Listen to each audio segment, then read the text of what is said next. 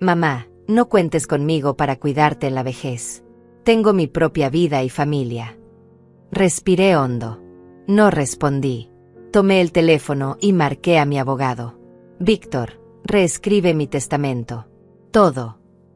A la mañana siguiente, Sebastián invadió mi casa. Entró sin tocar, con el rostro rojo de furia, gritando que como me atrevía a desheredarlo, que esa casa era suya por derecho, que él había contado con ese dinero toda su vida. Yo estaba sentada en el sillón de la sala, tranquila, con una taza de café en las manos. Lo miré fijamente y no dije una sola palabra.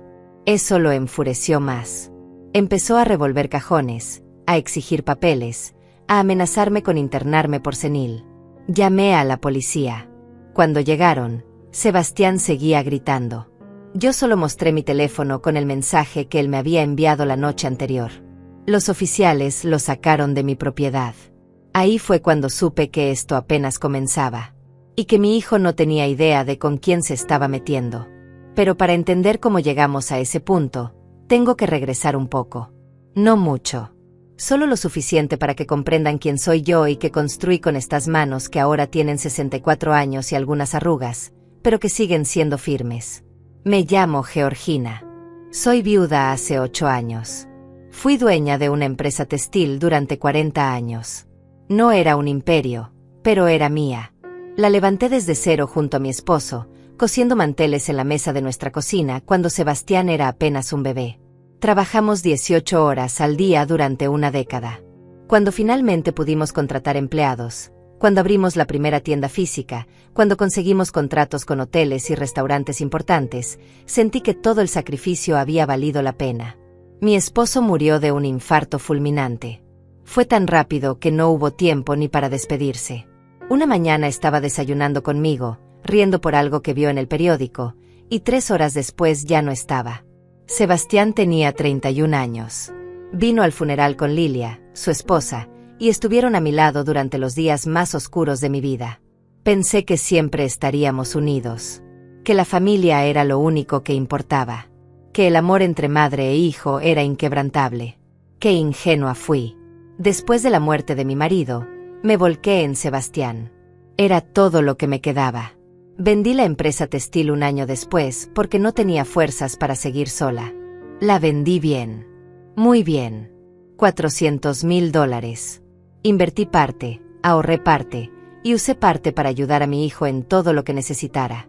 Cuando Sebastián quiso hacer un MBA en el extranjero, yo pagué los $35,000 que costaba. Cuando él y Lilia querían comprar su apartamento pero no tenían el enganche, yo puse $50,000. Cuando Lilia decidió abrir su propia boutique de ropa, yo invertí otros $40,000 para ayudarla a arrancar. Nunca pedí que me devolvieran nada. Era mi hijo. Era mi familia. El dinero se recupera, pensaba yo, pero la familia es para siempre. Durante años, todo parecía perfecto. Sebastián venía a visitarme cada domingo. Lilia me llamaba para pedirme consejos sobre telas y proveedores. Pasábamos las Navidades juntos. Yo me sentía afortunada. Sentía que había criado a un buen hombre, a alguien que valoraba a su madre, que nunca me abandonaría. Pero hubo señales. Pequeñas. Tan pequeñas que al principio las ignoré. Sebastián empezó a cancelar las visitas dominicales. Mamá, tengo mucho trabajo. Mamá, Lilia no se siente bien. Mamá, tenemos un compromiso. Al principio era una vez al mes. Luego 2. Luego 3. De pronto, pasaban semanas sin que viniera. Cuando yo lo llamaba, sus respuestas eran cada vez más cortas. Sí, mamá. Después hablamos, mamá. Estoy ocupado, mamá. Lilia dejó de pedirme consejos. De hecho, dejó de llamarme por completo. Cuando yo la contactaba para preguntarle cómo iba la boutique, me decía que todo estaba perfecto, que las ventas iban muy bien, que pronto me invitaría a conocer la nueva colección. Esa invitación nunca llegó. Empecé a notar incoherencias. Sebastián me dijo que tenía una reunión importante un martes por la tarde, pero mi amiga Margarita lo vio ese mismo día en un café, riendo y tomando cervezas con amigos. Lilia me contó que estaban de viaje en la playa por el fin de semana, pero olvidó que me había etiquetado en una publicación de redes sociales donde aparecía en la ciudad, en una fiesta. Mentiras pequeñas. Mentiras tontas. El tipo de mentiras que te dicen cuando ya no te respetan lo suficiente como para esforzarse en engañarte bien. Aún así, yo seguía justificándolos. Son jóvenes. Están ocupados. Tienen su propia vida. No puedo ser la madre posesiva que exige atención constante. Así que guardé silencio. Observé. Esperé.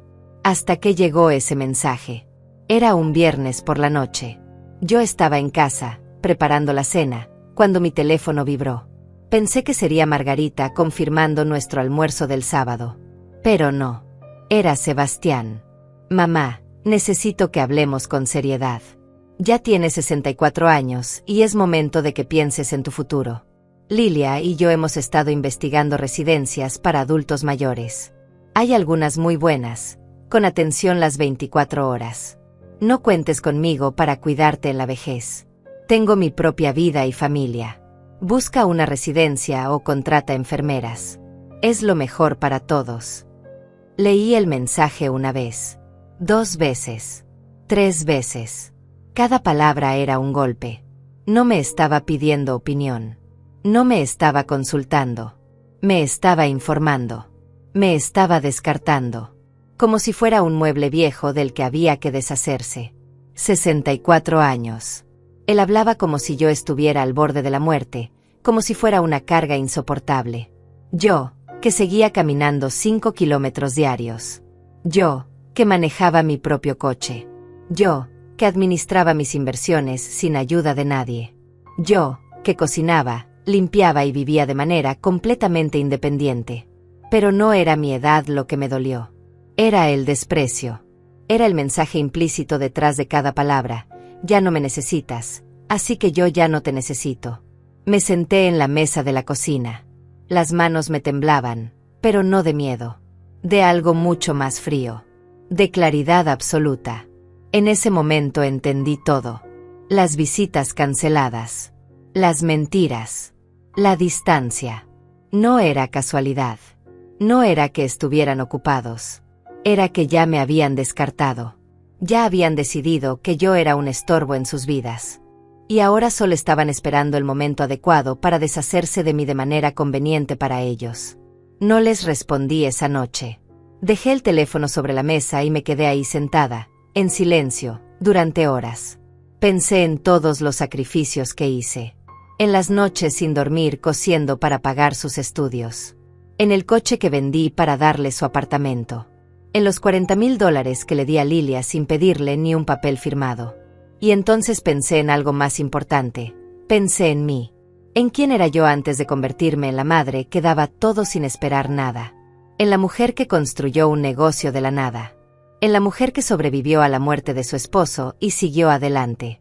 En la mujer fuerte que en algún momento, sin darme cuenta, había dejado que su hijo la tratara como si no valiera nada. Esa noche tomé una decisión. No iba a rogarle amor a nadie. No iba a suplicar atención. No iba a convertirme en la madre patética que llora por migajas de cariño.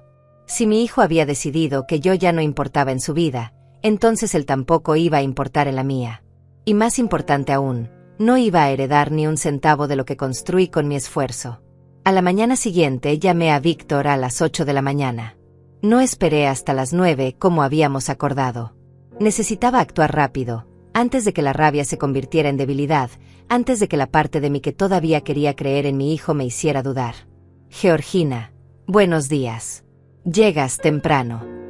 Víctor, necesito que vengas ahora. Y trae todo lo necesario para hacer cambios legales importantes. Testamento, poderes, todo. Hubo una pausa. Víctor me conocía desde hacía 20 años. Sabía que yo no era una mujer impulsiva. Voy para allá. Dame 40 minutos. Llegó en 35. Cuando abrí la puerta, vi en sus ojos que estaba preocupado. Entró con su maletín de cuero gastado, el mismo que traía desde que lo conocí, y se sentó en la sala sin quitarme la vista de encima. ¿Qué pasó, Georgina? Le mostré el mensaje de Sebastián. Vi cómo sus cejas se levantaban mientras leía. Cuando terminó, dejó escapar un suspiro largo y negó con la cabeza. Entiendo. ¿Qué quieres hacer exactamente? Quiero sacarlo completamente de mi testamento. Que no herede nada. Ni esta casa, ni mis ahorros, ni mis inversiones. Nada. Y quiero asegurarme de que legalmente no pueda reclamar después diciendo que estaba senil o que alguien me manipuló. Víctor asintió despacio. Podemos hacer eso. Pero Georgina, esto es irreversible. Una vez que firmemos, si cambias de opinión más adelante. No voy a cambiar de opinión. ¿Estás segura? Es tu único hijo. Precisamente por eso sé que no voy a cambiar de opinión. Un hijo que te dice que no cuentes con él para nada, que te trata como un estorbo, no es un hijo. Es un extraño que comparte tu sangre. Y yo no le dejo mi patrimonio a extraños. Víctor sacó documentos de su maletín. Pasamos 3 horas revisando cada detalle. Cambié el testamento completamente. Mi casa iría a una fundación de ayuda a mujeres viudas. Mis inversiones se dividirían entre 3 organizaciones de caridad que yo misma elegiría. Dejé una pequeña cantidad para Margarita, mi amiga de toda la vida, y otra para Joaquín, mi contador, que siempre había sido honesto conmigo. ¿Y Sebastián?, preguntó Víctor mientras escribía. Sebastián recibe exactamente lo que me pidió. Nada. 0. Ni $1. Quiero que quede por escrito que le excluyo deliberadamente, en pleno uso de mis facultades mentales, y que la razón es su abandono voluntario y su falta de respeto hacia mí. Víctor levantó la vista. Eso es muy duro, Georgina. No tan duro como decirle a tu madre de 64 años que busque una residencia porque no cuentas con ella. No pudo rebatir eso. Terminamos los documentos. Los firmé con mano firme. Víctor trajo 2 testigos de su oficina que certificaron que yo estaba completamente cuerda y consciente de lo que hacía. Cuando se fueron, me quedé sola en la casa, mirando las copias de los documentos sobre mi mesa. Sentí algo extraño. No era tristeza. No era arrepentimiento. Era alivio. Como si me hubiera quitado un peso enorme de encima. Durante años había cargado con la responsabilidad de ser la madre perfecta, de darlo todo, de sacrificarlo todo. Y ahora, por primera vez en décadas, había hecho algo solo para mí. Algo que me protegía a mí. El teléfono sonó esa tarde. Era Sebastián. No contesté. Volvió a llamar.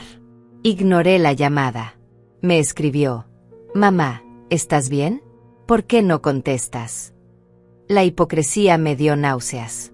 Ayer me decía que no contara con él, y hoy fingía preocupación. Le respondí con un mensaje corto. Estoy bien. Ocupada. Hablamos después. No hubo después esa noche. Ni al día siguiente. Dejé que pasaran 3 días sin contestarle. Quería ver cuánto tardaba en desesperarse. Quería ver si realmente le importaba mi bienestar o si solo estaba checando que siguiera viva para no perder su herencia. El 4.º día llegó la respuesta. Pero no de la forma que esperaba. Eran las 7 de la mañana cuando escuché golpes violentos en mi puerta. Abrí y ahí estaba Sebastián, con el rostro desencajado, los ojos inyectados de rabia. Entró empujándome a un lado sin siquiera saludar. ¿Qué hiciste, mamá? ¿Qué mierda hiciste? Me quedé helada. Nunca, en 39 años, lo había escuchado hablarme así. Sebastián, baja la voz. ¿De qué hablas? No te hagas la tonta. Joaquín me lo contó. Cambiaste el testamento. Me desheredaste. Ahí estaba. La verdadera razón de su preocupación. No era porque no le contestara. Era porque se había enterado del testamento. Sentí una calma absoluta invadirme. Era la calma de quien tiene razón y lo sabe. Así es. Cambié mi testamento. ¿Cómo puedes hacerme esto? Soy tu hijo. Esa casa es mía. Ese dinero es mío. No, Sebastián. Esta casa es mía. Ese dinero es mío. Yo lo gané. Yo lo administré. Y yo decido qué hacer con él. Estás loca. Te volviste loca. Comenzó a caminar de un lado a otro, respirando agitadamente. Tiene que ser eso. Está senil. Alguien te está manipulando. Ese maldito de Víctor te metió ideas en la cabeza. Nadie me manipuló. Tomé esta decisión completamente sola. Por un mensaje. Por un puto mensaje me desheredas. Estabas exagerando las cosas. Yo solo quería que pensaras en tu futuro. No, Sebastián. Tú querías que pensara en tu futuro. En tu herencia. En tu comodidad. Porque si realmente te importara mi futuro, habrías venido a hablar conmigo en persona. Habrías preguntado cómo me sentía. Habrías ofrecido apoyo. Pero no lo hiciste. Me enviaste un mensaje frío diciéndome que no contara contigo y que buscara una residencia. Así que eso es exactamente lo que hice. Dejé de contar contigo. Se acercó a mí con los puños apretados. Por un momento pensé que iba a golpearme. Pero se contuvo. En cambio, señaló hacia la cocina. ¿Dónde están los papeles? Quiero ver esos documentos. No están aquí. Están en la oficina de Víctor, donde deben estar. Exijo verlos. Tengo derecho. No, no lo tienes. No tienes ningún derecho sobre mis decisiones. Y si no sales de mi casa ahora mismo, voy a llamar a la policía. Se rió. Una risa amarga, llena de desprecio. ¿La policía? ¿Contra tu propio hijo? ¿Ves? Estás completamente ida. Necesitas ayuda psiquiátrica. Sal de mi casa, Sebastián. No me voy hasta que me digas qué tengo que hacer para que cambies ese testamento. ¿Quieres que vaya a visitarte más seguido? ¿Es eso? ¿Quieres atención? Bien. Vendré cada domingo. ¿Quieres que Lilia te llame? Te llamará. Pero vas a cambiar ese testamento. Ahí estaba. La verdad desnuda. No le importaba yo. Le importaba el dinero. Estaba dispuesto a fingir amor, a fingir que le importaba, con tal de recuperar su herencia. Y lo peor es que probablemente pensaba que yo era tan tonta que iba a caer en ese juego. Tomé mi teléfono y marqué el 911.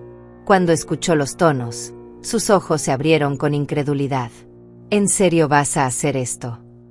911. ¿Cuál es su emergencia? Escuché la voz del operador. Sí, necesito ayuda. Hay un hombre en mi casa que entró sin permiso y se niega a salir. Me siento amenazada. ¿Estás loca?, gritó Sebastián. Soy tu hijo.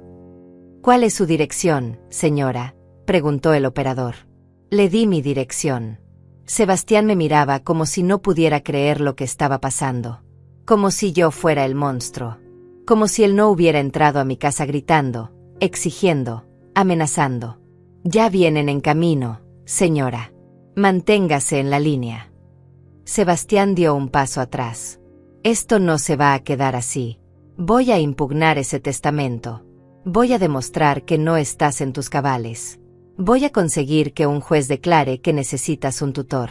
Y ese tutor voy a ser yo. Esas palabras me helaron la sangre. No porque me asustaran, sino porque confirmaban algo que había empezado a sospechar. Sebastián no solo quería mi herencia. Quería control sobre mí. Quería declararme incapaz para manejar mi propio dinero, mi propia vida. Quería convertirme en una prisionera legal. Pero no sabía con quién se estaba metiendo. Todavía no. La policía llegó en menos de 10 minutos. 2 oficiales tocaron la puerta y yo abrí con calma. Sebastián seguía adentro, ahora sentado en el sillón con los brazos cruzados, como si él fuera el dueño de la casa y yo la intrusa. Buenos días, señora. Recibimos un reporte de una persona no deseada en la propiedad. Sí, oficiales. Mi hijo entró sin mi permiso esta mañana, gritando y amenazándome. Le pedí que se fuera y se negó. Sebastián se levantó de un salto. Es mi madre. No es una persona no deseada. Vine porque estoy preocupado por ella. Está actuando de manera irracional. Uno de los oficiales, un hombre de unos 40 años con expresión seria, se volvió hacia él. Señor, esta es su casa. No, pero es mi madre. Tengo derecho a visitarla. Ella le dio permiso para entrar. Sebastián titubeó. No necesito permiso. Es mi madre. Señor, Si la dueña de la propiedad le pide que se retire, usted debe hacerlo, sin importar su relación familiar. La señora le pidió que se fuera. Antes de que Sebastián pudiera responder, saqué mi teléfono. Oficiales, ¿puedo mostrarles algo? Les enseñé el mensaje que Sebastián me había enviado días atrás. El que decía que no contara con él, que buscara una residencia, que él tenía su propia vida. El oficial lo leyó completo. Su expresión cambió. Miró a Sebastián con algo que parecía desprecio apenas disimulado. Entiendo la situación, señora. Señor, necesito que abandone la propiedad ahora mismo. Esto es ridículo. Ella necesita ayuda. No está bien de la cabeza. Cambió su testamento por un mensaje. ¿Les parece normal? El otro oficial, más joven, intervino. Señor, lo que la señora haga con su testamento es su decisión personal. No es asunto nuestro ni suyo. Ahora, puede salir por las buenas o lo escoltamos. Usted decide. Sebastián me lanzó una mirada llena de odio puro. Un odio que nunca había visto en sus ojos. En ese momento dejó de ser mi hijo. Se convirtió en un extraño peligroso. Esto no termina aquí, mamá. Te lo juro que no termina aquí. Salió dando un portazo. Los oficiales se quedaron unos minutos más, tomando nota de todo. Me preguntaron si quería poner una denuncia formal. Lo pensé. Parte de mí todavía no quería llegar tan lejos. Pero la parte racional, la parte que había construido un negocio y sobrevivido 40 años en un mundo difícil, sabía que necesitaba protegerme. No por ahora, oficiales. Pero quiero que quede registro de este incidente. Por si acaso. Muy bien, señora. Aquí está el número de reporte. Si vuelve a molestarla, llámenos inmediatamente. Y si fuera usted, consideraría una orden de restricción si esto continúa. Cuando se fueron, me senté en el mismo sillón donde Sebastián había estado minutos antes. Todavía podía sentir el calor de su cuerpo en el cojín. Todavía podía escuchar sus gritos en mi cabeza. Pero sobre todo, podía escuchar esa amenaza final. Esto no termina aquí. Tenía razón. No terminaba ahí. Apenas comenzaba. Y yo necesitaba estar preparada. Llamé a Margarita. Ella había sido mi mejor amiga durante 30 años. Nos conocimos en una feria de textiles cuando ambas estábamos empezando nuestros negocios. Ella había vendido su empresa de muebles 5 años atrás y ahora vivía cómodamente de sus inversiones. Era una mujer práctica, directa, y no se dejaba engañar por nadie. Georgina, qué sorpresa. ¿Cómo estás? Margarita, necesito hablar contigo. ¿Puedes venir a mi casa? Algo en mi voz debió alertarla porque no hizo más preguntas. Voy para allá. Llegó en media hora con una bolsa de pan dulce y 2 cafés. Siempre pensando en los detalles. Nos sentamos en la cocina y le conté todo. El mensaje de Sebastián. El cambio de testamento. La invasión de esta mañana. La amenaza. Margarita me escuchó sin interrumpir. Cuando terminé, negó con la cabeza lentamente. Georgina, ese muchacho está perdido. Completamente perdido. Y lo peor es que Lilia está detrás de todo esto, estoy segura. ¿Por qué dices eso? Porque conozco a Lilia. La he visto en acción. Esa mujer es ambiciosa. Cuando abrió su boutique con tu dinero, yo la vi gastando como si fuera millonaria. Ropa cara, bolsas de diseñador, viajes. Y Sebastián cambió desde que se casó con ella. Antes era un buen chico, ¿te acuerdas? Un poco mimado quizás, pero buen chico. Ahora es un hombre amargado obsesionado con el dinero. Tenía razón. Sebastián había cambiado después de casarse. Al principio pensé que era normal, que estaba madurando, haciéndose más serio. Pero no era madurez. Era avaricia. Margarita, Sebastián dijo que iba a impugnar el testamento. Que iba a declararme incapaz. Que iba a conseguir ser mi tutor. Los ojos de Margarita se agrandaron. ¿Tutor? Georgina, eso es grave. Si consigue eso, tendría control total sobre tu dinero, sobre tus propiedades, sobre tu vida. Podrían internarte en contra de tu voluntad. Podrían venderte la casa. Podrían hacer lo que quisieran. Lo sé. Por eso necesito actuar rápido. Necesito protegerme antes de que él haga su movimiento. ¿Qué tienes en mente? Primero, voy a llamar a Joaquín. Necesito saber exactamente cuál es mi situación financiera. ¿Cuánto tengo? ¿Dónde está? ¿Cómo está protegido? Segundo, voy a conseguir evaluaciones médicas que demuestren que estoy completamente cuerda. Tercero, voy a investigar qué está pasando realmente con Sebastián y Lilia, porque estoy segura de que hay algo más detrás de todo esto. Margarita asintió. Yo te ayudo. De hecho, conozco a alguien que puede ayudarnos a investigar. Se llama Rodrigo. Es detective privado. Trabajó en un caso de mi prima hace 2 años. Es discreto y muy bueno en lo suyo. ¿Un detective privado? No es demasiado. Georgina, tu hijo te amenazó. Quiere declararte incapaz. Quiere quitarte todo lo que trabajaste durante 40 años. No, no es demasiado. Es necesario. Tenía razón. Llamé a Joaquín esa misma tarde. Él había sido mi contador durante 15 años, desde que mi esposo murió y yo necesité a alguien que me ayudara a manejar las finanzas sola. Era un hombre honesto, meticuloso, y nunca me había dado un solo motivo para desconfiar. Georgina, ¿qué puedo hacer por ti? Joaquín, necesito una auditoría completa de mi situación financiera. Necesito saber exactamente cuánto tengo, dónde está cada centavo, y quiero asegurarme de que todo esté protegido legalmente. Hubo una pausa. Tiene que ver con Sebastián. Sí, él te llamó. Me llamó hace 3 días. Furioso. Quería saber cuánto dinero tienes. Le dije que esa información era confidencial y que solo podía discutirla contigo. Me amenazó con demandarse por ocultamiento de información. Le colgué. Sentí un nudo en el estómago. ¿Te amenazó? Sí, pero no te preocupes. Él no tiene ningún derecho legal sobre tu información financiera. Tú eres mi cliente, no él. Ahora, déjame preguntarte algo. ¿Cuánto le prestaste a Lilia para su boutique? $40,000. ¿Por qué? ¿Firmó algún documento? ¿Un pagaré? ¿Un contrato de préstamo? No, era mi nuera. Confiaba en ella. Joaquín suspiró. Georgina, tengo que decirte algo y no te va a gustar. Hace 6 meses, Sebastián vino a mi oficina. Me pidió que le ayudara a conseguir un préstamo de $80,000. Cuando le pregunté para qué, me dijo que para expandir el negocio de Lilia. Le pregunté por qué no usaban los $40,000 que tú les habías dado.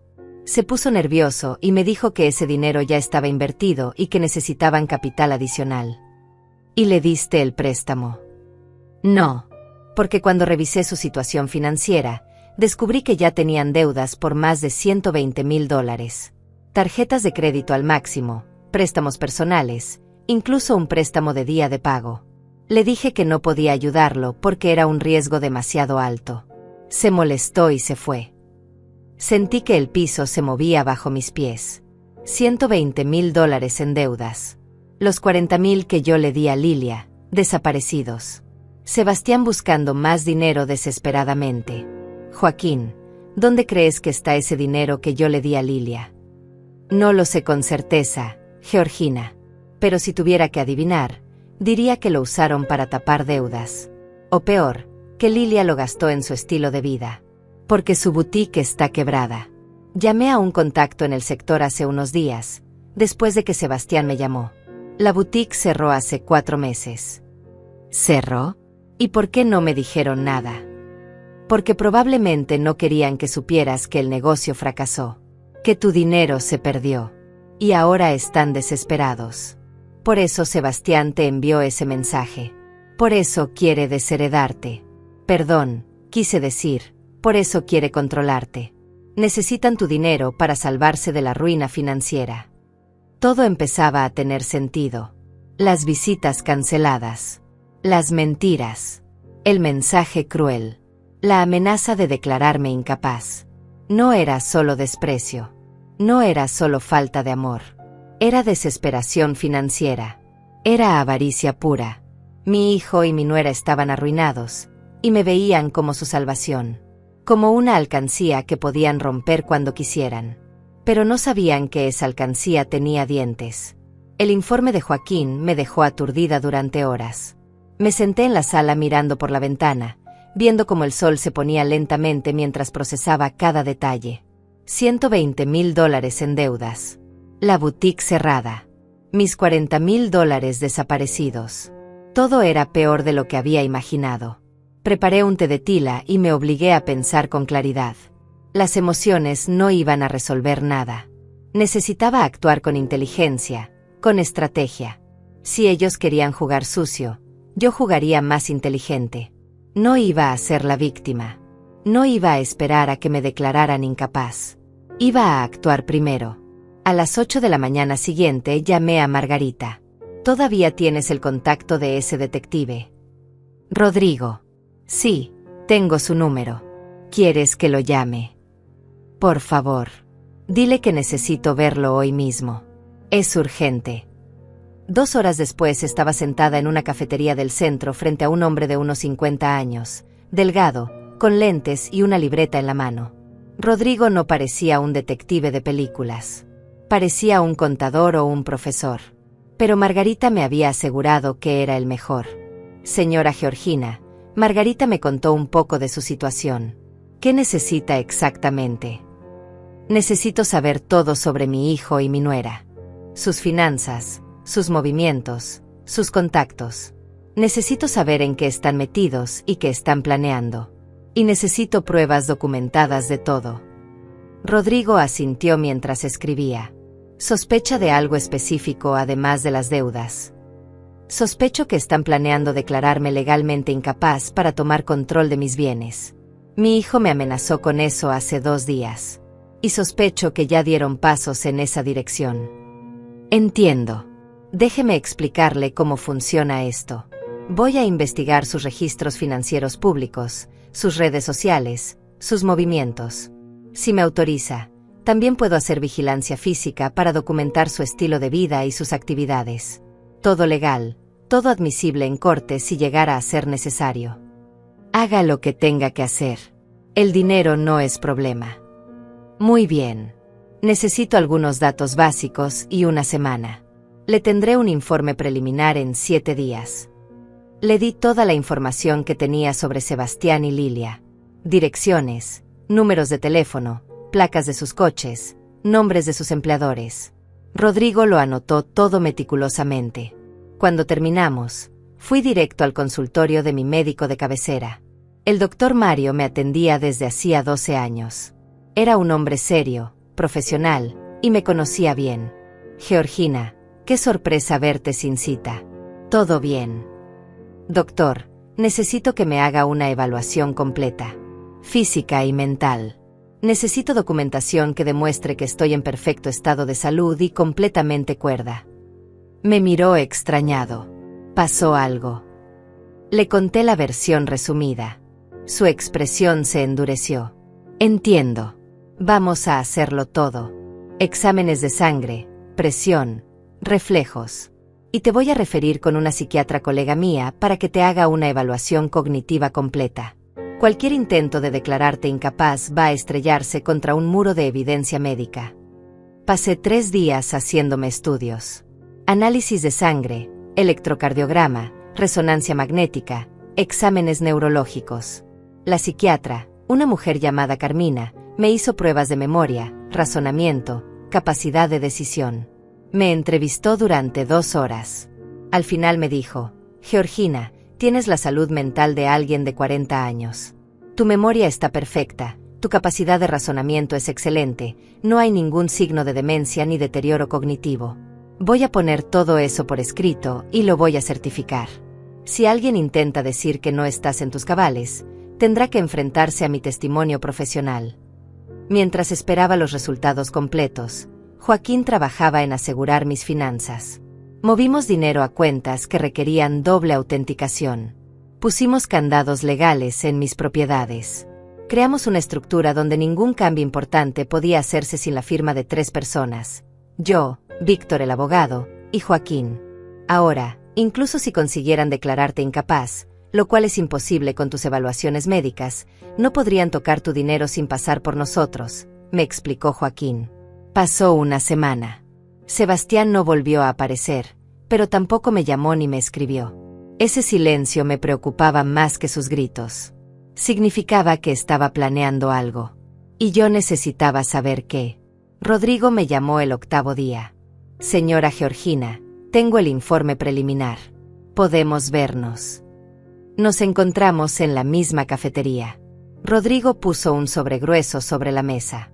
Encontré varias cosas interesantes. Primero, sus deudas son peores de lo que pensaba. No son $120,000. Son 180,000. Tienen 3 tarjetas de crédito embargadas, 2 préstamos personales en mora, y acaban de recibir una demanda de desalojo de su apartamento por falta de pago. Sentí un golpe en el estómago. Desalojo. Sí. Tienen 3 meses sin pagar renta. El dueño ya inició el proceso legal. Tienen hasta fin de mes para pagar o desalojar. Pero yo les di $50,000 para el enganche de ese apartamento. Se suponía que iban a comprarlo. Nunca lo compraron. El enganche que usted dio, lo usaron para pagar otras deudas. Siempre han rentado. Y ahora no pueden pagar ni la renta. Abrí el sobre. Dentro había fotografías. Sebastián y Lilia saliendo de restaurantes caros. Lilia con bolsas de tiendas de lujo. Sebastián conduciendo un coche deportivo que yo no conocía. Ese coche es rentado, explicó Rodrigo. Lo rentan por semanas para aparentar un estilo de vida que no tienen. Las cenas caras las pagan con tarjetas de crédito que ya están al límite. Las bolsas de diseñador, muchas son falsificaciones de buena calidad. Están viviendo una mentira completa. Seguí revisando. Había documentos. Extractos bancarios que Rodrigo había conseguido de fuentes públicas. Registros de demandas. Y algo que me heló la sangre, una solicitud formal para iniciar un proceso de interdicción. ¿Qué es esto? Es exactamente lo que Sebastián te amenazó que haría. Hace 4 días presentó una solicitud ante un juez para iniciar un proceso de interdicción. Básicamente, está alegando que tú no tienes capacidad mental para manejar tus propios asuntos y que él debería ser designado como tu tutor legal. Las manos me temblaron. Puede hacer eso. Puede intentarlo. Pero para que proceda, necesita presentar evidencia médica. Necesita que un doctor certifique que tú tienes problemas cognitivos. Y ahí es donde su plan se cae, porque tú ya tienes evaluaciones médicas recientes que demuestran exactamente lo contrario. ¿Cuándo es la audiencia? En 2 semanas. El juez va a escuchar argumentos de ambas partes. Sebastián tendrá que presentar su evidencia. Tú presentarás la tuya. Y créeme, con lo que tú tienes, este caso no va a prosperar. Pero había más en el sobre. Rodrigo sacó otras fotografías. Esto es lo más interesante. ¿Reconoces a esta mujer? Era una foto de Lilia hablando con un hombre mayor en la puerta de un edificio elegante. No. ¿Quién es? Se llama Joaquín. Perdón, me equivoqué de nombre en mis notas. Es un abogado llamado Ricardo, especializado en herencias y testamentos. Lilia se reunió con él 3 veces en los últimos 10 días. Logré conseguir información de una fuente dentro del bufete. Están consultando sobre cómo impugnar tu testamento. ¿Por qué motivos? Influencia indebida. Están alegando que alguien, probablemente Víctor, tu abogado, te manipuló para cambiar el testamento en contra de tu voluntad y en perjuicio de tu hijo. Es una estrategia común cuando alguien es desheredado. Me recosté en la silla. Era como estar en medio de una guerra. Sebastián atacando por un frente con la interdicción. Lilia atacando por otro con la impugnación del testamento. Los dos desesperados, los dos dispuestos a destruirme con tal de conseguir mi dinero. Hay más, continuó Rodrigo. Investigué los $40,000 que le diste a Lilia para su boutique. Según los registros comerciales, la boutique nunca tuvo inventario por más de $15,000. El resto del dinero simplemente desapareció. Mi teoría es que lo usaron para mantener su estilo de vida y pagar deudas previas. Puedes probarlo. Estoy trabajando en eso. Pero sí, creo que puedo conseguir suficiente evidencia. Básicamente, Cometieron fraude. Te pidieron dinero con un propósito específico y lo usaron para otra cosa. Respiré profundo. ¿Qué más descubriste? Hablé con algunos vecinos del edificio donde viven. Hay quejas múltiples de peleas fuertes entre Sebastián y Lilia. Gritos sobre dinero, sobre deudas. Una vecina me dijo que escuchó a Lilia gritarle a Sebastián que era un inútil, que su madre era la única solución, y que tenía que convencerte como fuera de darles más dinero. Cada palabra era un golpe. Mi nuera, esa mujer a la que traté como a una hija, diciéndole a mi hijo que me manipulara. Y mi hijo, débil y desesperado, aceptando. Rodrigo, necesito que sigas investigando. Necesito saber todo. Cada movimiento que hagan. Cada persona con la que hablen. Cada plan que tengan. Porque esto va a escalar, lo sé. Ya lo está haciendo, señora Georgina. Pero no se preocupe. Usted tiene algo que ellos no tienen. ¿Qué? La verdad. Y documentación que la respalda. Salí de esa reunión con el sobre bajo el brazo y un fuego en el pecho. No era rabia. Era determinación absoluta. Sebastián y Lilia habían declarado la guerra. Pero no sabían que ya la habían perdido. Los siguientes días fueron una vorágine de preparativos. Víctor, mi abogado, trabajaba en preparar la defensa para la audiencia de interdicción. Joaquín aseguraba cada centavo de mi patrimonio. Rodrigo seguía investigando cada movimiento de Sebastián y Lilia. Y yo, en medio de todo ese caos, mantenía la calma. Una calma fría, calculada, que me sorprendía incluso a mí misma. Margarita venía todos los días a acompañarme. ¿Cómo lo haces, Georgina? ¿Cómo puedes estar tan tranquila cuando tu propio hijo te está haciendo esto? Porque si me derrumbo, ellos ganan. Y no voy a darles ese placer. 3 días antes de la audiencia, recibí una llamada inesperada. Era Lilia. Georgina, necesitamos hablar. Su voz sonaba dulce, casi suplicante. Tan diferente del veneno que Rodrigo me había contado que escupía en su apartamento. No tengo nada que hablar contigo, Lilia. Por favor. Sé que las cosas se salieron de control. Sé que Sebastián cometió un error con ese mensaje. Pero somos familia. Podemos arreglarlo. ¿Arreglarlo? ¿Antes o después de que intenten declararme demente? Hubo un silencio.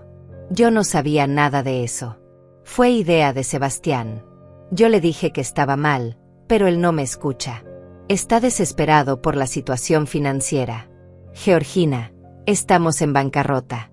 Vamos a perder el apartamento. Necesitamos ayuda. Ahí estaba. La verdad desnuda. No llamaba para reconciliarse. Llamaba para pedir dinero. Entonces consigan trabajos. Reduzcan gastos. Hagan lo que hace todo el mundo cuando tiene problemas financieros. Pero no cuenten conmigo. ¿Cómo puedes ser tan cruel? Sebastián es tu hijo. Tu único hijo. Vas a dejarlo en la calle. Sebastián es un adulto de 39 años que tomó decisiones terribles. Que mintió. Que despilfarró $180,000. Que me dijo que no contara con él. Y ahora quiere que yo rescate sus errores. No.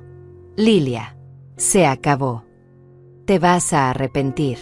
Cuando estés vieja y sola, te vas a arrepentir. Ya estoy vieja, según ustedes. Y prefiero estar sola que rodeada de buitres. Colgué. Las manos me temblaban, pero no de miedo. De rabia contenida. Lilia había intentado manipularme con lágrimas y súplicas, y cuando no funcionó, recurrió a las amenazas. Eran predecibles. Patéticos. Víctor llegó esa tarde con buenas noticias. Conseguí algo importante. El abogado que Sebastián contrató para el proceso de interdicción es un tipo llamado Ricardo Mendoza. Tiene historial de casos dudosos. 3 de sus últimos 5 casos de interdicción fueron rechazados por falta de evidencia. Y en 2 de ellos, los jueces lo amonestaron por presentar documentación fraudulenta.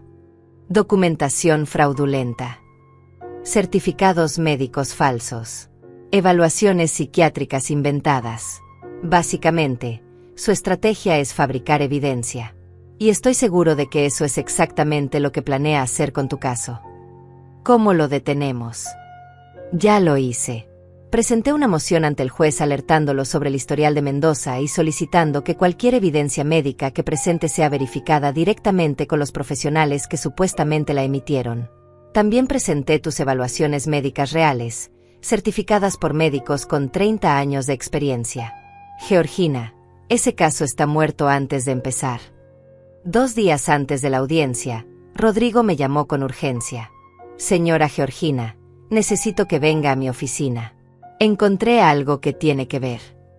Fui inmediatamente. Rodrigo tenía su computadora abierta con varios documentos en pantalla. Mire esto.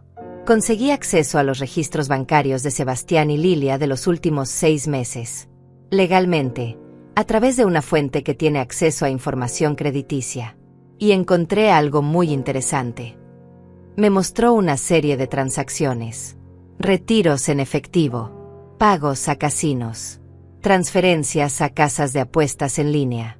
Sebastián tiene un problema de juego. Serio. En los últimos 6 meses ha perdido más de $40,000 en apuestas. Ese es el dinero que usted le dio a Lilia para la boutique. Él lo gastó apostando. Sentí que el aire se me escapaba de los pulmones. Mi hijo, mi Sebastián, apostador compulsivo. Todo ese dinero que trabajé 40 años para ganar, tirado en mesas de póker y máquinas tragamonedas.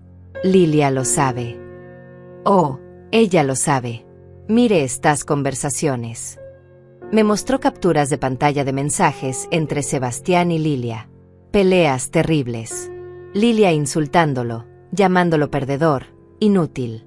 Sebastián prometiendo que iba a recuperar el dinero con la próxima apuesta. Lilia amenazándolo con dejarlo si no conseguía dinero de su madre. Ella no es víctima en esto, continuó Rodrigo. Ella es cómplice. Lo presiona, lo manipula, lo usa. Pero también se beneficia. Mire estos cargos en su tarjeta de crédito. Ropa, joyas, tratamientos de belleza. Mientras Sebastián perdía dinero apostando, ella lo gastaba en lujos. ¿Cuánto saben ellos que tú estás investigando? Nada. He sido muy cuidadoso. Pero aquí viene lo interesante. Ayer Lilia se reunió otra vez con el abogado Mendoza. Mi contacto en el bufete me dijo que están preparando una estrategia alternativa en caso de que falle la interdicción. ¿Qué estrategia? Van a alegar que tú le prometiste a Sebastián la herencia toda su vida, que él tomó decisiones financieras basadas en esa promesa, que cambiar el testamento ahora constituye un daño emocional y financiero. Van a pedir que un juez ordene que el testamento sea revertido o que se te obligue a darle al menos el 50% de tu patrimonio. Me quedé mirándolo. Pueden hacer eso. Pueden intentarlo. Pero es una demanda débil. Las promesas verbales sobre herencias no son vinculantes. Y tú tienes derecho absoluto de disponer de tus bienes como quieras. Además, con la evidencia que tenemos de su conducta, de sus mentiras, del dinero que despilfarró, cualquier juez va a ver claramente quién es la víctima aquí. Rodrigo, necesito que sigas investigando. Necesito saber cada paso que den antes de que lo den. Ya estoy en eso. Tengo vigilancia en su apartamento. Tengo un contacto dentro del bufete de Mendoza. Y tengo acceso a sus comunicaciones electrónicas. Si planean algo, lo voy a saber. Salí de la oficina de Rodrigo con una claridad absoluta. Esto no era solo una pelea por dinero. Era una batalla por mi dignidad, por mi autonomía, por mi derecho a decidir sobre mi propia vida. Y yo no iba a perder. La noche antes de la audiencia, Víctor vino a mi casa para repasar todo. Trajimos a Joaquín también. Los 3 nos sentamos en mi comedor con montañas de documentos, evaluaciones médicas, registros bancarios, fotografías de la investigación de Rodrigo. Mañana va a ser intenso, dijo Víctor. Sebastián y su abogado van a atacarte. Van a tratar de pintarte como una mujer senil, confundida, manipulada. Van a decir que tus decisiones no tienen sentido. Van a tratar de hacerte enojar para que pierdas la calma. No voy a perder la calma. Lo sé, pero necesito que estés preparada. Van a decir cosas horribles. Van a mentir. Van a distorsionar la verdad. Y tú vas a tener que sentarte ahí y escucharlo todo sin reaccionar. Puedo hacerlo. Joaquín intervino.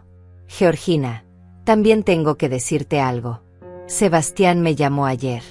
Me ofreció $20,000 si yo testificaba a su favor. Si yo decía que has estado actuando errática con tus finanzas, que has hecho movimientos extraños, que has mostrado signos de confusión. ¿Y qué le dijiste? Le dije que se fuera al infierno. Y grabé la conversación. Intentar sobornar a un testigo es un delito. Mañana voy a presentar esa grabación al juez. Víctor sonrió. Cada vez que intentan algo, se entierran más. Es casi cómico. Pero yo no me reía, porque sabía que al día siguiente iba a tener que sentarme en una sala y escuchar a mi propio hijo decirle a un juez que yo estaba loca, que no podía cuidar de mí misma, que necesitaba que él controlara mi vida, y tendría que mantener la compostura mientras mi corazón se rompía en 1000 pedazos. La sala del tribunal era más pequeña de lo que esperaba. Paredes color crema, luces fluorescentes, y un olor a papel viejo que me recordaba a las oficinas gubernamentales donde tramité los permisos de mi empresa décadas atrás. Llegué 30 minutos antes con Víctor y Joaquín. Los tres vestidos formalmente, con carpetas llenas de documentos que probaban mi cordura, mi capacidad, mi derecho a decidir sobre mi propia vida. Sebastián llegó 15 minutos después con Lilia y su abogado, Ricardo Mendoza. Ni siquiera me miró. Se sentó al otro lado de la sala como si yo fuera una desconocida. Lilia, en cambio, me lanzó una mirada llena de veneno antes de susurrarle algo a Sebastián al oído. Él asintió sin expresión. El juez entró. Un hombre de unos 60 años, canoso, con lentes y una expresión seria que no revelaba nada. Se sentó, revisó los documentos frente a él y habló. Estamos aquí para la audiencia preliminar del caso de interdicción solicitado por el señor Sebastián Morales contra la señora Georgina Morales. Señor Mendoza, puede comenzar. El abogado de Sebastián se levantó. Era un hombre bajo, regordete, con un traje que le quedaba apretado y una sonrisa falsa que me dio náuseas. Su señoría, estamos aquí porque mi cliente está profundamente preocupado por el bienestar de su madre. La señora Georgina Morales tiene 64 años y en las últimas semanas ha mostrado comportamientos erráticos e irracionales que sugieren un deterioro cognitivo significativo. Víctor tomó notas sin levantar la vista. Yo mantuve las manos quietas sobre mi regazo, la espalda recta, la mirada fija en el juez. La señora cambió su testamento de manera abrupta y sin motivo aparente, continuó Mendoza. Desheredó completamente a su único hijo, el señor Sebastián, quien ha sido un hijo devoto y atento toda su vida. Este cambio radical en sus decisiones, sumado a episodios de confusión y olvidos reportados por mi cliente, nos llevan a creer que la señora Morales ya no tiene la capacidad mental necesaria para manejar sus propios asuntos. Mentiras. Cada palabra era una mentira. Pero me quedé inmóvil, sin reaccionar. Mi cliente solicita ser nombrado tutor legal de su madre para protegerla de decisiones que podrían perjudicarla a ella misma y para asegurar que reciba el cuidado médico y legal que necesita. Tenemos testimonios y evidencia que respaldan esta solicitud. El juez lo miró por encima de sus lentes. ¿Qué evidencia? Mendoza abrió su carpeta. Tenemos declaraciones juradas de testigos que han observado comportamiento errático. Tenemos registros de llamadas donde la señora Morales mostró confusión. Y tenemos una evaluación preliminar de un médico que sugiere posible deterioro cognitivo. Víctor se levantó inmediatamente. Su señoría, solicito revisar esa evaluación médica ahora mismo. El juez asintió. Mendoza, con expresión incómoda, le pasó unos papeles a Víctor. Mi abogado los leyó durante 30 segundos y luego miró al juez. Su señoría, esta supuesta evaluación está firmada por un doctor Ramírez que, según mis investigaciones, tuvo su licencia médica suspendida hace 2 años por mala praxis. Además, la evaluación está fechada hace 3 semanas, pero mi clienta nunca ha visitado a este médico. Nunca ha hablado con él. Esta es una evaluación completamente fraudulenta. El rostro del juez se endureció. Miró a Mendoza. ¿Es esto cierto? Mendoza palideció. Su señoría, yo recibí este documento de buena fe. No tenía conocimiento de que presentó evidencia ante esta corte sin verificarla. Yo confié en la información que mi cliente. Sebastián se levantó de su asiento. Yo no sabía nada de eso. Fue él quien consiguió esa evaluación. El juez golpeó el mazo. Silencio. Señor Mendoza, estoy muy cerca de desestimar este caso inmediatamente y reportarlo al Colegio de Abogados. ¿Tiene alguna otra evidencia que no sea fraudulenta? Mendoza sudaba visiblemente. Tenemos los testimonios, Su Señoría. Mi cliente puede testificar sobre el comportamiento de su madre. Proceda. Sebastián subió al estrado. Levantó la mano derecha y juró decir la verdad. Luego se sentó y miró a su abogado, evitando cuidadosamente mirarme a mí. Señor Morales, comenzó Mendoza, ¿puede describir el comportamiento reciente de su madre? Sí. Hace unas semanas, mi madre de repente cambió su testamento. Sin razón. Yo siempre he sido un buen hijo. La visito regularmente, me preocupo por ella, y de la nada me desheredó completamente. Cuando le pregunté por qué, no pudo darme una respuesta coherente. Solo me gritó y llamó a la policía. Eso no es normal. Víctor garabateó algo en su libreta. Yo seguía inmóvil. ¿Ha notado otros cambios? Sí. Olvida conversaciones que tuvimos. Repite las mismas historias. El otro día me llamó pensando que era mi padre, que murió hace 8 años. Está claramente confundida. Cada mentira era más descarada que la anterior. Pero el juez tomaba nota sin expresión. ¿Por qué cree que necesita ser su tutor? Porque la amo.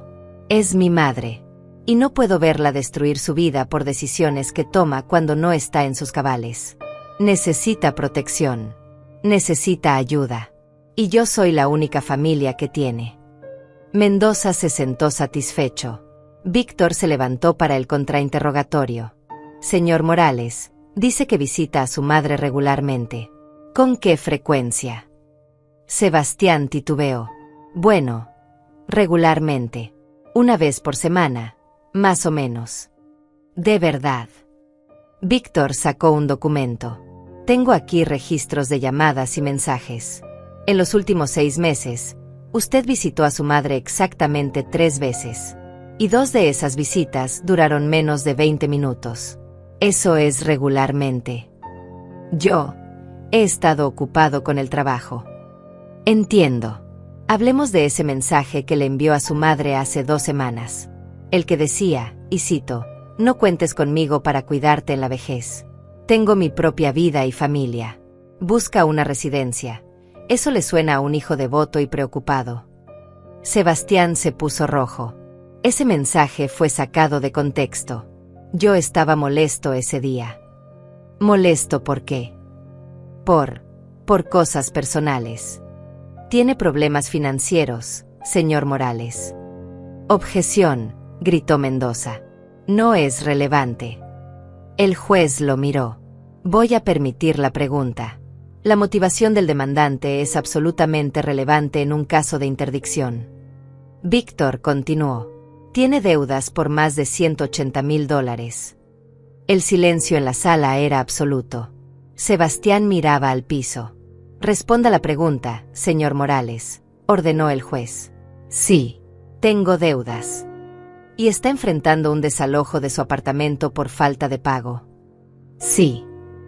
¿Y su madre le dio $50,000 hace 3 años para el enganche de ese apartamento que usted nunca compró?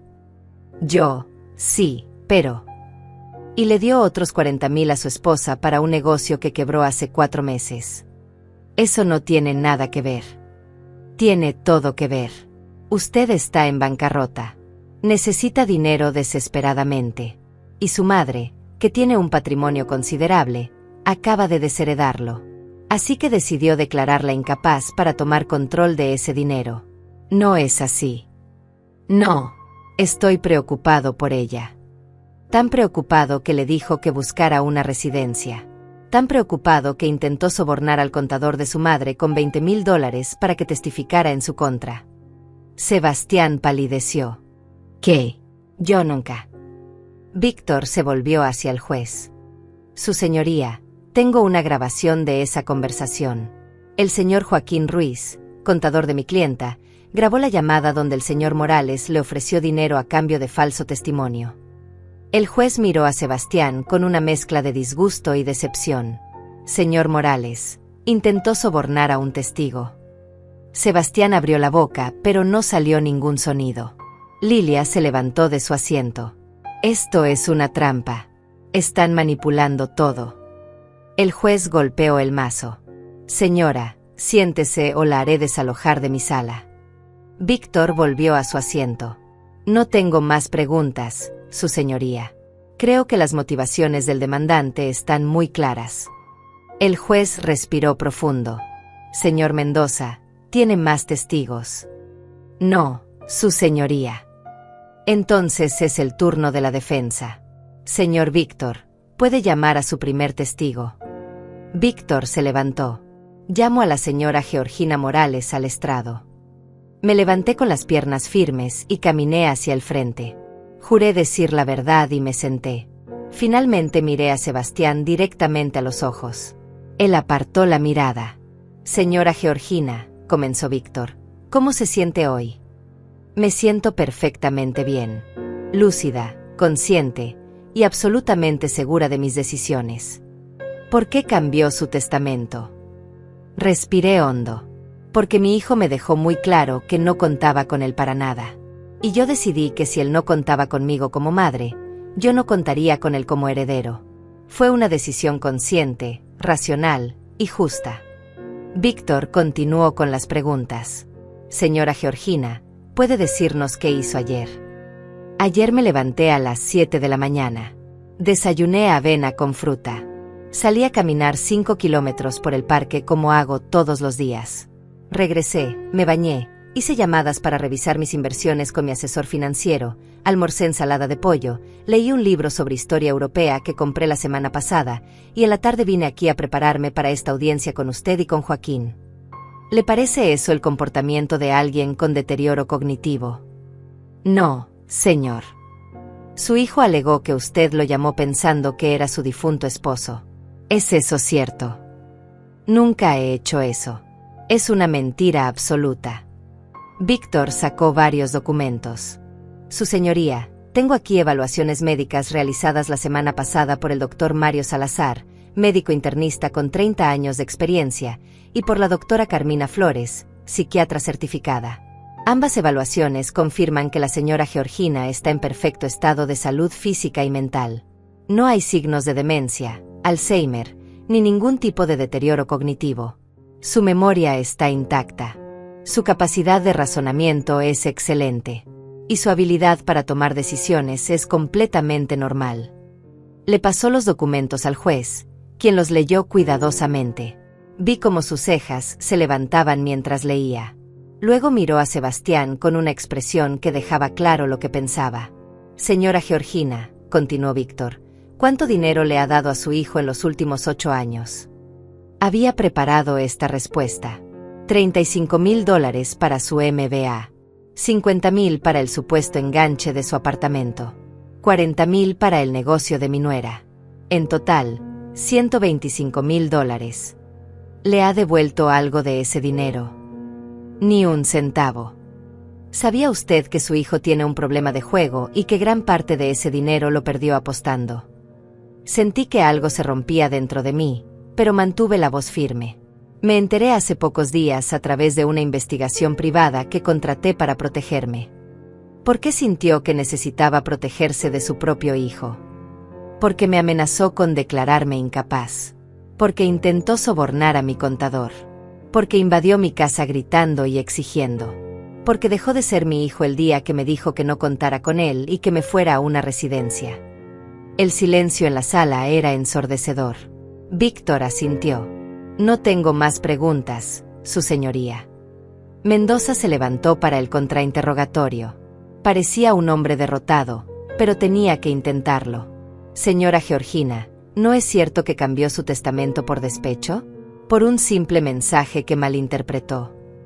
No malinterpreté nada. El mensaje era perfectamente claro. Y no fue despecho. Fue dignidad. ¿No le parece cruel desheredar a su único hijo?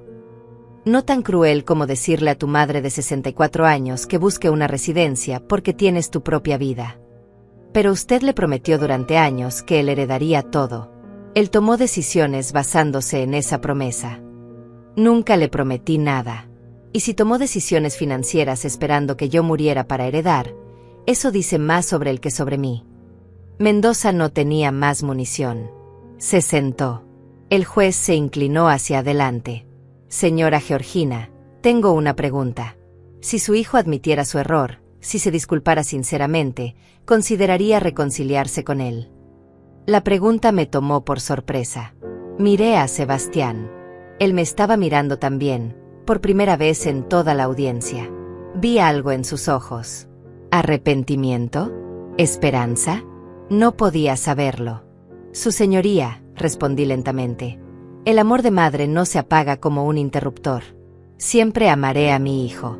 Pero el respeto, la confianza, eso se gana. Y Sebastián ha demostrado que no me respeta, que no confía en mí, que solo me ve como una fuente de dinero. Hasta que eso cambie realmente, no de palabras sino de hecho, no hay reconciliación posible. Y definitivamente no hay herencia. El juez asintió. Entiendo. Puede regresar a su asiento. Volví a sentarme junto a Víctor. Me temblaban las piernas, pero logré mantener la compostura. Llamaré ahora al doctor Mario Salazar, dijo Víctor. El doctor Mario entró a la sala. Era un hombre alto, de pelo gris, con esa presencia tranquila que dan décadas de experiencia médica. Juró y se sentó. Doctor Salazar, ¿cuánto tiempo ha sido médico de la señora Georgina? 12 años. ¿Puede describir su estado de salud? La señora Georgina es una de mis pacientes más saludables.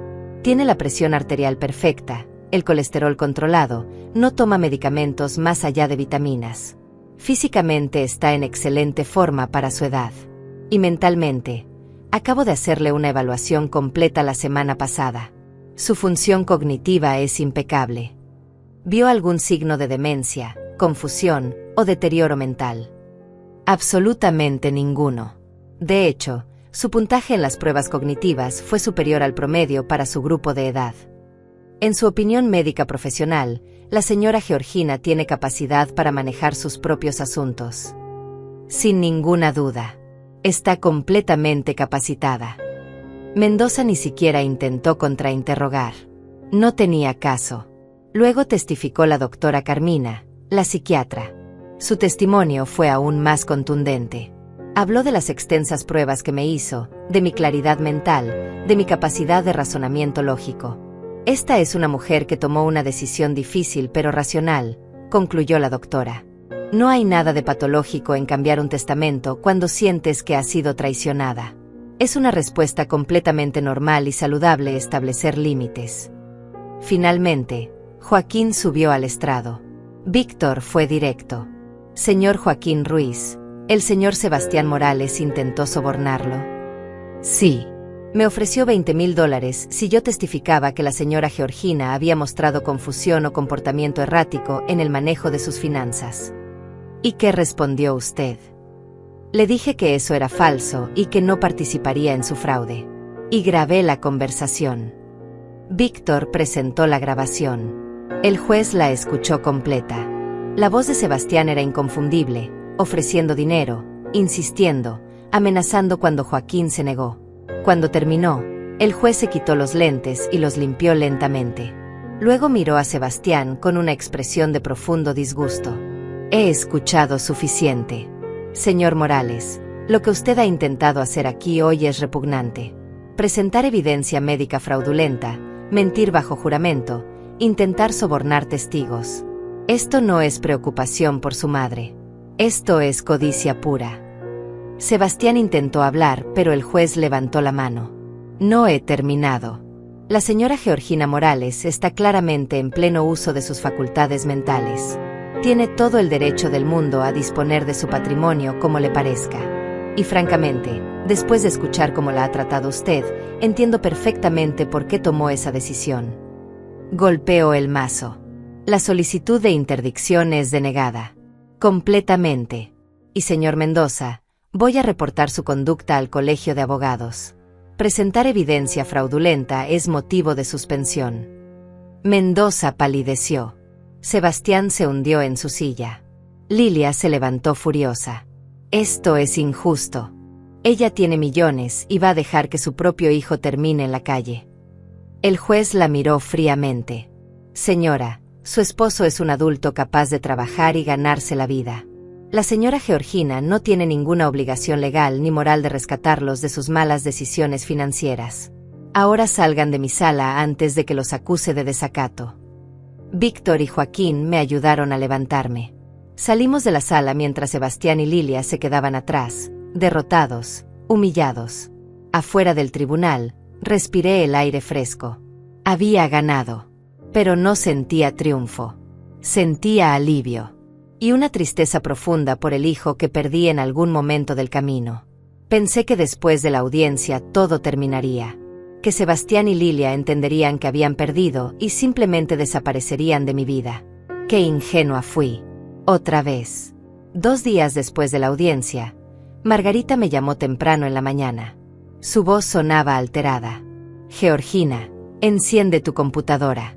Entra a Facebook. Tienes que ver lo que Lilia está publicando. Abrí mi laptop con manos temblorosas. Entré a mi cuenta y busqué el perfil de Lilia. Lo que vi me dejó sin aliento. Había publicado una foto mía, una vieja, de hace años, donde yo me veía cansada después de un día largo de trabajo. Junto a la foto escribió: esta mujer está enferma y se niega a aceptar ayuda. Su propio hijo, que la ama, solo quiere cuidarla, pero ella está siendo manipulada por abogados sin escrúpulos que quieren su dinero. Si conocen a Georgina Morales, por favor háganla entrar en razón antes de que sea demasiado tarde. Había más de 200 comentarios. Gente que no me conocía opinando sobre mi vida, mi salud mental, mi relación con mi hijo. Algunos decían que era una vergüenza que desheredara a mi familia. Otros que los hijos modernos no valoran a sus padres. Era un circo público de mi vida privada. Llamé a Víctor inmediatamente. ¿Pueden hacer esto? ¿Pueden difamarme públicamente? Es una zona gris. Técnicamente no está diciendo nada que sea legalmente difamatorio. Está dando su opinión. Pero voy a enviarle una carta de cese y desistimiento. Y si continúa, podemos demandarla por acoso y daño a tu reputación. Esa misma tarde, Rodrigo me llamó. Señora Georgina, tenemos un problema. Sebastián y Lilia están contactando a gente que usted conoce. Antiguos empleados de su empresa, vecinos, conocidos. Les están contando su versión de la historia. Que usted está senil, que la están manipulando, que necesita ayuda. ¿Para qué? Ya perdieron en el tribunal. Creo que están construyendo una campaña pública. Si logran que suficiente gente crea su versión, pueden intentar presionarla socialmente. O peor, están buscando a alguien que esté dispuesto a testificar a su favor para un nuevo intento legal. Me senté en mi sillón, agotada. ¿Cuándo termina esto?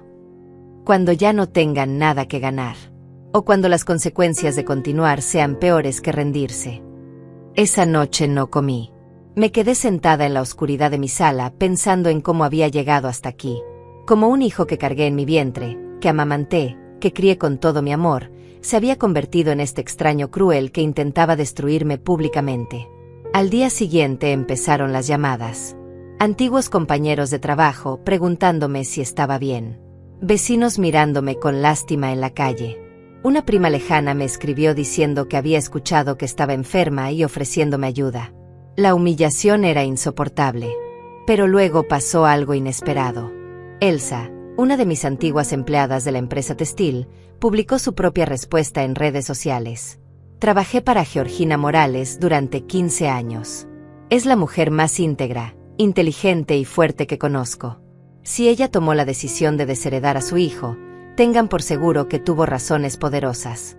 Y conociendo a Sebastián, que venía a la empresa a exigir dinero a su madre y trataba mal al personal, no me sorprende nada de lo que está pasando. Dejen de creer chismes y respeten las decisiones de una mujer adulta y completamente capaz. Otros empezaron a comentar apoyándome. Gente que me conocía de verdad. Que sabía quién era yo. Poco a poco, la narrativa empezó a cambiar. Las publicaciones de Lilia empezaron a recibir comentarios negativos. Gente llamándola interesada, manipuladora, sinvergüenza. Pero Sebastián y Lilia no se rindieron. Una semana después, apareció un artículo en un blog local de chismes. Empresaria desheredó a su hijo por consejo de abogado interesado. El artículo estaba lleno de medias verdades y mentiras directas. Decía que Víctor me había manipulado para cambiar el testamento y quedarse con mi dinero. Que yo estaba aislada y confundida.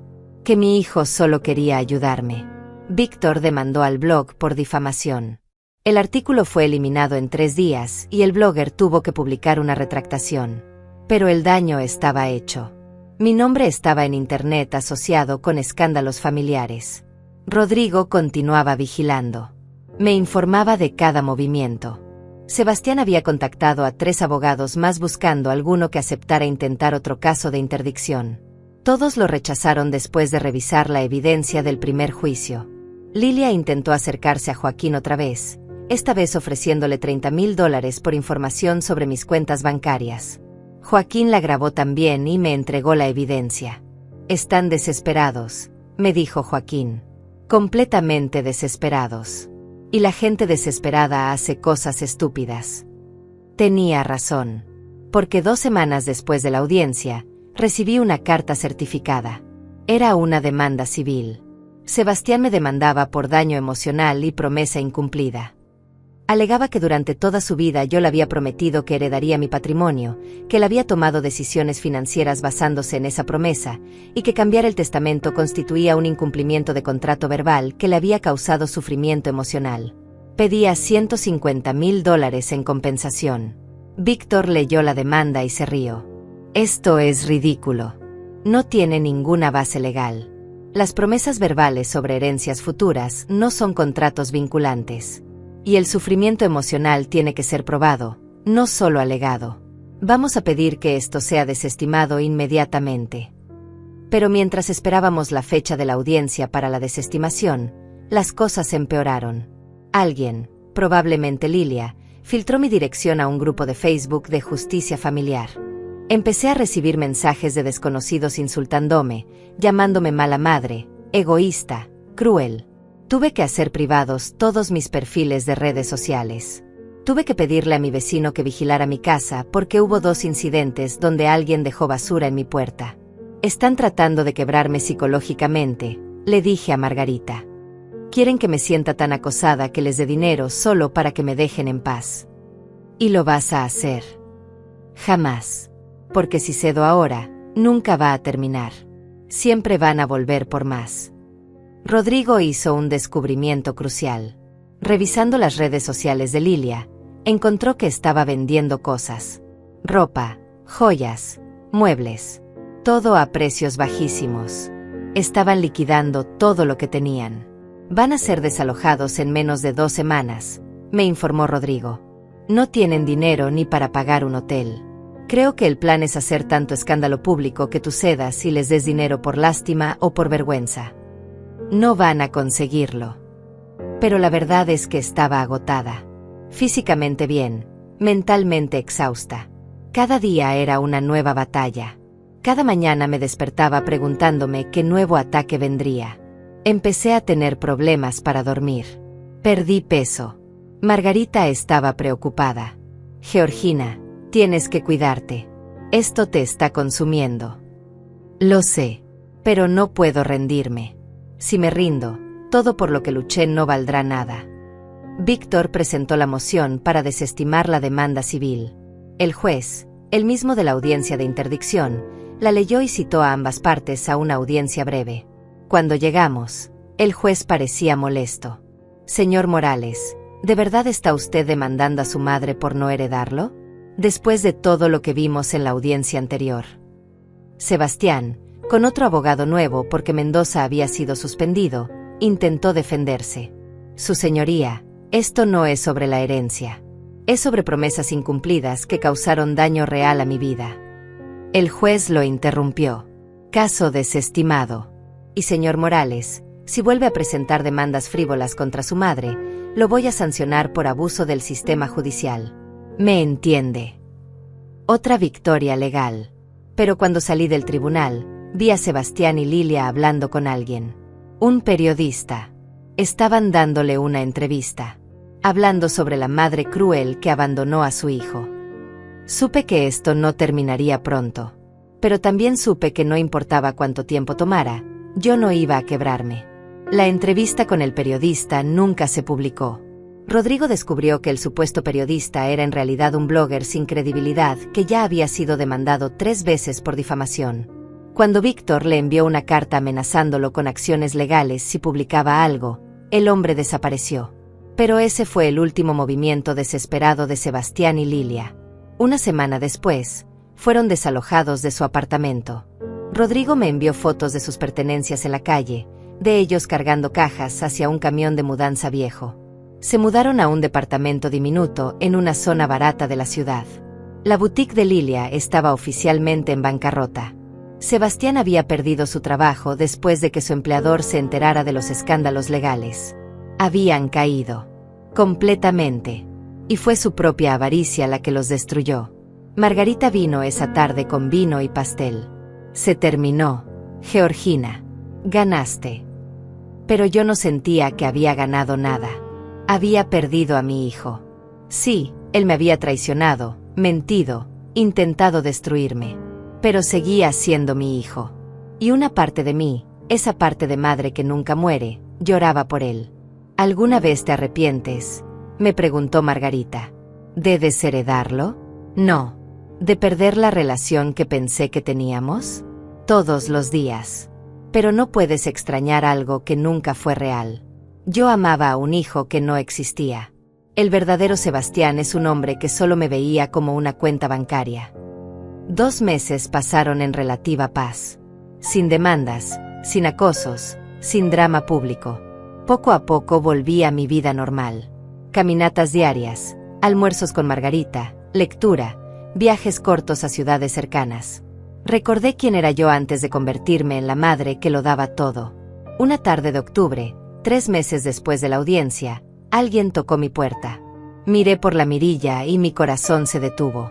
Era Sebastián. Solo. Sin Lilia.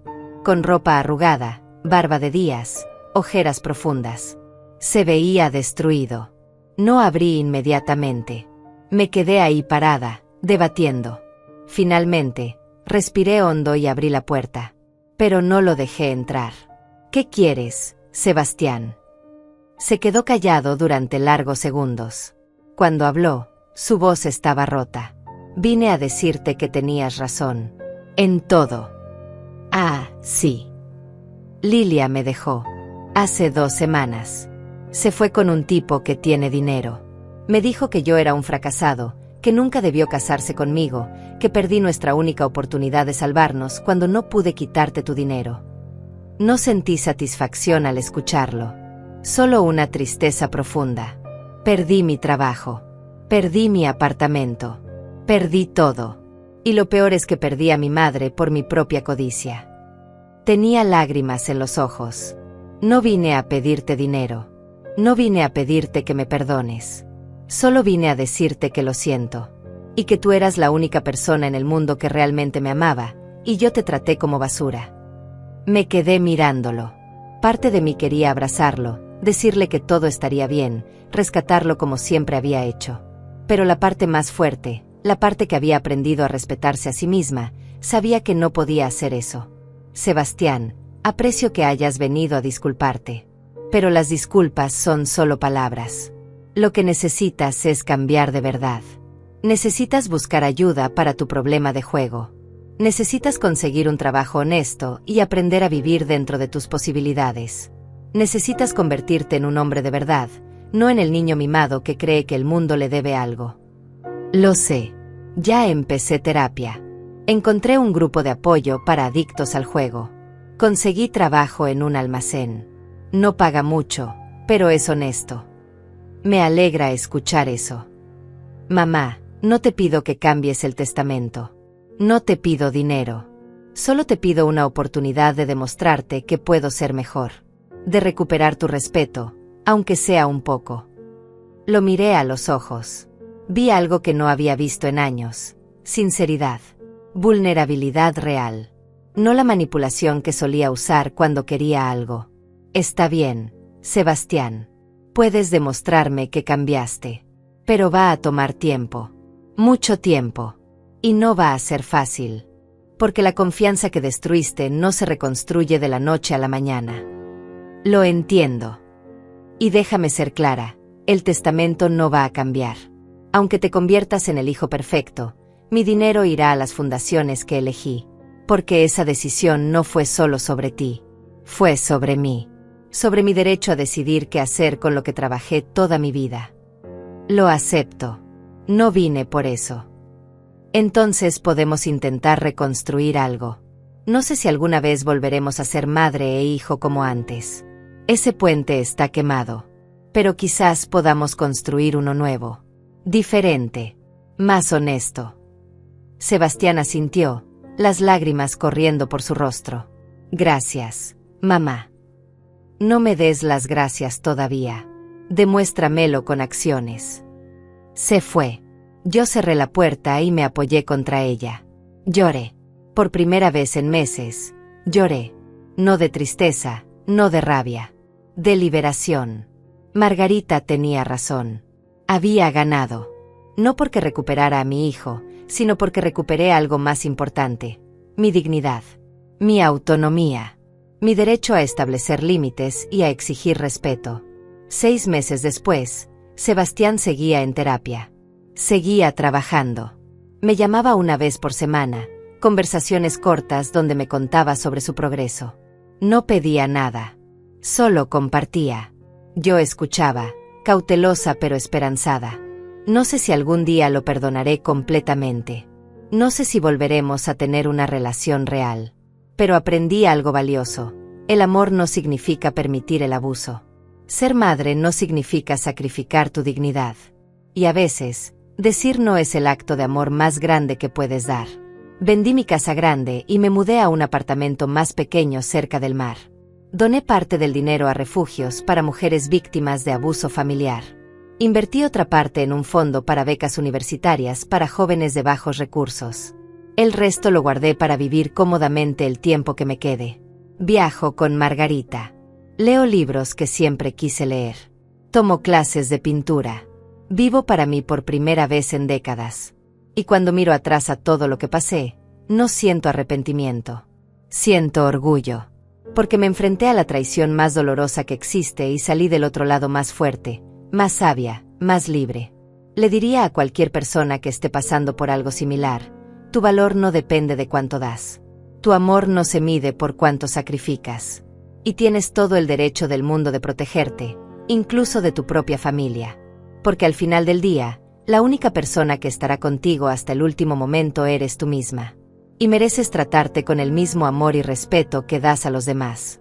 Aprendí esa lección tarde en la vida. Pero la aprendí. Y ahora, a mis 64 años, finalmente soy libre.